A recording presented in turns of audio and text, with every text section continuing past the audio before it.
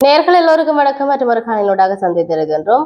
தாயகத்தை பொறுத்தவரையில் பல்வேறுபட்ட உணர்ச்சி பூர்வமான தருணங்கள் நிகழ்த்து கொண்டிருக்கின்றது. இப்படியே தமிழகத்தின் பக்கம் போனால் எல்லோருக்கும் தெரியும், ஒரு பரபரப்பான அரசியல் இடம்பெற்றுக் கொண்டிருக்கின்றது.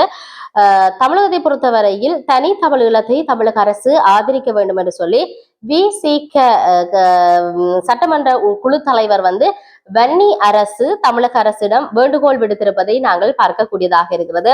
தமிழக சட்டப்பேரவையில உரையாற்றிய போதுதான் வன்னி அரசு இவ்வாறு குறிப்பிட்டிருக்கின்றது. இலங்கையில சிங்கள பௌத்த பேரினவாத அரசின் கீழ் இப்பொழுதும் ஈழத்தமிழ் மக்கள் இன்னல்களை அனுபவித்து வருகின்றார்கள். கால் நூற்றாண்டு காலம் ஈழத்தமிழ், அதாவது ஈழ தந்தை செல்வா காந்தியின் அகிம்சை வழியில ஈழத்தமிழ் போராட்டத்தை நடத்தி இருந்தார்கள். அவரை தொடர்ந்து பிரபாகரன் ஆயுதமேந்தி தமிழ் தேசிய போராட்டத்தை முன்னெடுத்திருந்தார். ஆனால் கடந்த 2009ஆம் ஆண்டு மே மாதம் இந்திய அரசுடன் உலக நாடுகள் சேர்ந்து தமிழ் ஈழ போராட்டத்தை முடக்கியிருந்தன. தமிழர்கள் இனப்படுகொலை செய்யப்பட்டார்கள். இதை யாரும் மறைக்க முடியாது, மறுக்கவும் முடியாது.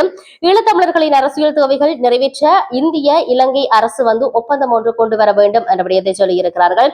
ஆனால் அந்த ஒப்பந்தம் இன்றும் நடைமுறைப்படுத்தப்படாமலேயே இருக்கின்றது என்ற விடயம் இருக்கிறது. எனவே தற்போது புதிதாக அமைக்கப்பட்டிருக்கின்ற தமிழக அரசு தமிழ் ஈழத்தை மீட்டெடுப்பது, ஈழ தமிழர்களின் சுய நிர்ணய உரிமையை ஆதரிக்கும் வகையிலான முயற்சிகளை மேற்கொள்ள வேண்டும். மே 18 அன்று ஈழத்தமிழ் ஈழ கனவோடு உயிரிழந்தவர்களுக்கு, ஈழ கனவுகளோடு உயிரிழந்தவர்களுக்கு வணக்கம் செலுத்தி நிகழ்வில் தமிழக அரசு பங்கேற்க வேண்டும் என்ற விடயம் சொல்லப்பட்டிருக்கிறது. தமிழ்நாட்டின் ஈழத்தமிழர்களுக்கு முந்தைய அரசு நிறைவேற்றிய திட்டங்களை தற்போதைய ஆட்சியிலும் தொடர வேண்டும் என்ற விடயத்தை சொல்லி இருக்கிறார்கள். இதையும் தாண்டி தமிழக முதலமைச்சர் ஜோசப் விஜய் இந்திய இலங்கை மீனவர் விவகாரத்துல முன்னாள் முதலமைச்சர் மு.க. ஸ்டாலின் பின்பற்றிய அதே அணுகுமுறையை பின்பற்றுவதாக இலங்கை மீனவ மற்றும் தொழிலாளர்களின் கூட்டமைப்பின் தேசிய அமைப்பாளர் NV சுப்பிரமணியம் தெரிவித்திருப்பதை பார்க்கக்கூடியதாக இருக்கிறது.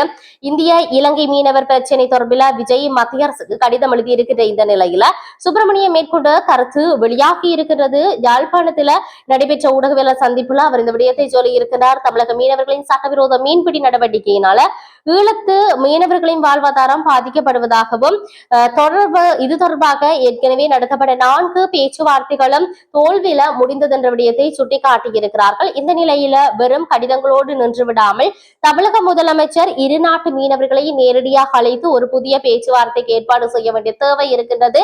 ஆகவே எங்களுக்கு சுமூகமான ஒரு தீர்வு வேண்டும் என்ற விடயத்தை சொல்லி இருக்கின்றனர். முதலமைச்சர் விஜய்க்கும் யாழ்ப்பாணத்துக்கும் இடையிலான உறவு முறை பின்னிணைப்பை நினைவு கூர்ந்த அவர் பழைய அரசுகளின் வழிமுறைகளை தவிர்ப்பது இந்த பிரச்சனைக்கு ஒரு நிரந்தர மற்றும் சாதகமான தீர்வை விஜய் பெற்றுத்தர வேண்டும் என்ற நம்பிக்கையை வெளிப்படுத்தி இருக்கிறார்கள். இதேவேளை இந்திய மீனவர்களின் அத்துமுறலை தடுக்கவே நீதிமன்றத்தை நாங்கள் நாடி இருக்கிறோம் என்ற விடயத்தை சொல்லியிருப்பதை நாங்கள் பார்க்கக்கூடியதாக இருக்கிறது.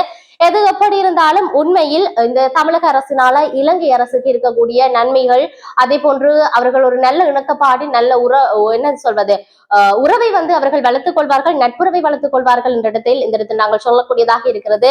அவர்கள் தனி ஈழத்துக்கு ஆதரவாக இருப்பார்களா இல்லையா என்பதை நாங்கள் பொறுத்திருந்து பார்ப்போம். மற்றும் ஒரு காணொலியோடாக சந்திப்போம். வணக்கம்.